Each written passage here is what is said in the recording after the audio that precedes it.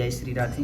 आज हम बात करेंगे तुलसी माता की, जिनको धन की देवी, लक्ष्मी का अवतार भी माना जाता है, राधा का अवतार भी माना जाता है। देखो, हम तुलसी एक पौधा के रूप में देखते हैं, लेकिन इसका जो पिछला जन्म है उसमें एक लड़की थी जिसका नाम वृंदा था। वृंदा एक राक्षस कुल में जन्मी और इनका विवाह भी राक्षस कुल में ही जलंधर के साथ हुआ। जलंधर बड़ा ही प्रतापी था, वीर था, पराक्रमी था। ठीक उसी प्रकार से जो वृंदा थी वो भी बड़ी ही भगवान विष्णु की भक्त और पतिव्रता थी। भगवान विष्णु के नामों का इसमें जीवा पे हर समय स्मरण रहता। भगवान के जितने भी विष्णु भगवान के व्रत हैं सभी व्रतों को करती थी, कथा सुनती थी और पतिव्रत धर्म का पालन करती थी। एक बार देवताओं में और दानवों में युद्ध हो गया और उस युद्ध में ये दैत्यराज जलंधर भी गया। तो जब यहाँ युद्ध के लिए जाने लगा तो इसने वृंदा से कहा कि हे प्रिय, मैं तो युद्ध में जा रहा हूँ, आप अपना ख्याल रखना। तो वृंदा ने कहा, मेरा तो सर्वस्व सब कुछ आप ही हैं, जब तक आप नहीं आते हैं तब तक मैं इसी प्रकार भगवान के नामों का जाप करूँगी और भगवान का ध्यान करूँगी और मैं इसी स्थान पर बैठी रहूँ। दैत्यराज जलंधर देवताओं से युद्ध करने के लिए निकल पड़ा। उसने वहाँ पे इतना पराक्रम दिखाया, इतना वीरता दिखाई कि सभी देवता उनसे भयभीत होने लग गए और सभी देवताओं का पलड़ा हल्का होने लग गया और दानवों का भारी होने लग गया। जब सभी देवता समझ गए कि अब हम हारने ही वाले हैं तो वे लोग भगवान विष्णु के पास गए, विष्णु से आराधना की, प्रार्थना की, हे प्रभु इस संकट से हमें उबारो। तो भगवान विष्णु ने कहा कि इसमें मैं क्या कर सकता हूँ, और वो तो मेरी भगत है, मैं वृंदा से किस प्रकार से कैसे उनसे छल कर सकता हूँ। लेकिन उनके पास कोई रास्ता नहीं था और वो सीधा जहाँ वृंदा थी वहाँ चले गए और दैत्यराज के रूप में, जो दैत्यराज जलंधर था उसी के स्वरूप में, उसी का भेष में उनके सन्मुख उपस्थित हो गए। जैसे ही वृंदा ने अपने पति को समझा कि ये आ गए हैं युद्ध से लौट करके, उन्होंने अपनी पूजा छोड़ करके तुरंत खड़ी होकर के उनको गले से लगा लिया। जैसे ही गले से लगाया, ये पतिव्रता धर्म का पालन करती थी, पर पुरुष को इन्होंने कभी सपने में भी नहीं देखा। तो जैसे ही इन्होंने पर पुरुष को गले से लगाया तो इनका एक तो पतिव्रता धर्म नष्ट हो गया, दूसरा जो इन्होंने अनुष्ठान शुरू किया था वो भी भंग हो गया।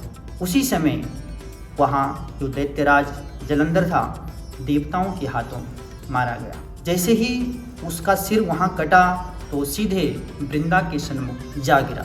वृंदा ने जैसे ही सिर को देखा तो यह आश्चर्यचकित हो गई। इन्होंने देखा कि सिर अगर मेरी पति का है तो मैंने गले किसको लगाया। जैसे ही इन्होंने भगवान विष्णु को देखा ये दंग रह गई और विष्णु भगवान को श्राप दे दिया, जाओ तुम पत्थर के बन जाओ। उसी समय यहाँ भगवान विष्णु एक पत्थर बन गए जिसको हम आज शालिग्राम के रूप में पूजते हैं। और जो वृंदा है वह अपने पति दैत्यराज जलंधर के साथ सती हो गई। सती होने के पश्चात जो राख थी उस राख में से एक पौधा निकला जो तुलसी का पौधा हुआ।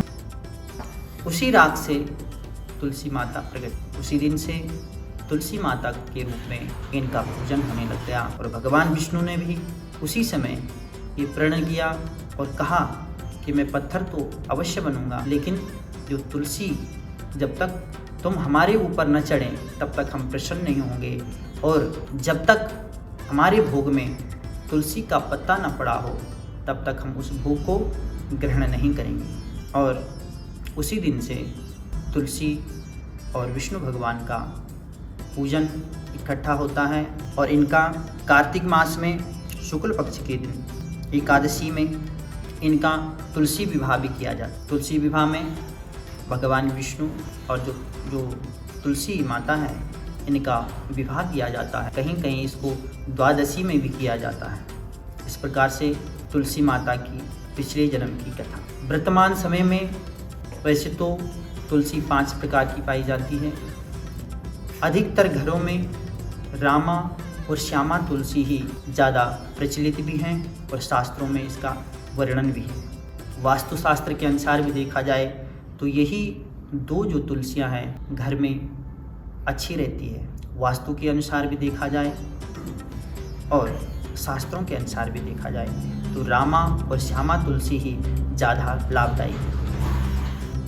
5 प्रकार की हैं, इसमें से पहला नाम रामा तुलसी, दूसरा श्यामा है, तीसरा जो है श्वेत तुलसी, चौथा जो है वन तुलसी और 5वां नींबू तुलसी। ये 5 ही तुलसी वैसे इनके अपने अपने गुण हैं, अपने अपने प्रभाव हैं, लेकिन घर में जो उपयोगी है, ज़्यादा प्रभावशील है, वह रामा और श्यामा तुलसी है। रामा तुलसी के थोड़ा हल्के हरे पत्ते होते हैं, श्यामा तुलसी के थोड़ा सा श्यामले बैंगनी रंग के होते हैं। तुलसी को कभी भी नाखून से नहीं तोड़ना चाहिए। तुलसी को कभी पेड़ या पौधा ना समझे, उसको जीता जागता एक माता का स्वरूप समझिए। तो नाखून से कभी नहीं तोड़ना चाहिए, ना ही किसी चाकू से काटना चाहिए। और तुलसी को कब नहीं तोड़ना चाहिए, एक तो अपवित्र अवस्था में बिना स्नान किए हुए नहीं तोड़ना चाहिए, रात्रि को भी नहीं तोड़ना चाहिए, क्योंकि कहा जाता है तुलसी को राधा का अवतार। तो शाम के समय में तुलसी जी लीला करने जाती है, तो इसलिए इनको शाम को कदापि नहीं तोड़ना चाहिए। ग्रहण काल में चंद्र ग्रहण हो या सूर्य ग्रहण हो, इस समय भी इनको तोड़ना नहीं चाहिए, बल्कि इसको पूर्व में तोड़ करके इनके पत्तों को खाद्य पदार्थों में अगर आप डालते हैं तो वह वस्तु अपवित्र नहीं मानी जाती, वह शुद्ध ही रहती है। तो इसलिए इनको सूतक काल में कदापि न तोड़ें। रविवार के दिन भी नहीं तोड़ना चाहिए, एकादशी द्वादशी को भी नहीं तोड़ना चाहिए। रविवार के दिन इनको जल नहीं देना चाहिए, एकादशी के दिन भी इनको जल नहीं देना चाहिए। कहा जाता है कि रविवार के दिन तुलसी जी निर्जला व्रत रखती हैं भगवान विष्णु के, और एकादशी को भी इनका व्रत रहता है। इस प्रकार से तुलसी के आयुर्वेद में भी कई प्रकार के फायदे हैं, जो कि तुलसी को कभी चबाना नहीं चाहिए दांतों से। तुलसी के पत्ते आप ऐसे ही पानी के साथ पी लीजिए, खा लीजिए, लेकिन दांतों से कभी चबाना नहीं चाहिए। आज के लिए इतना ही। जय श्री राम। धन्यवाद। आज के लिए इतना ही। कल फिर इसी प्रकार की जो धार्मिक वीडियो हैं आपको कल फिर से आपके सामने प्रस्तुत की जाएगी। आप इस चैनल को सब्सक्राइब करें, लाइक करें। धन्यवाद। जय श्री राम।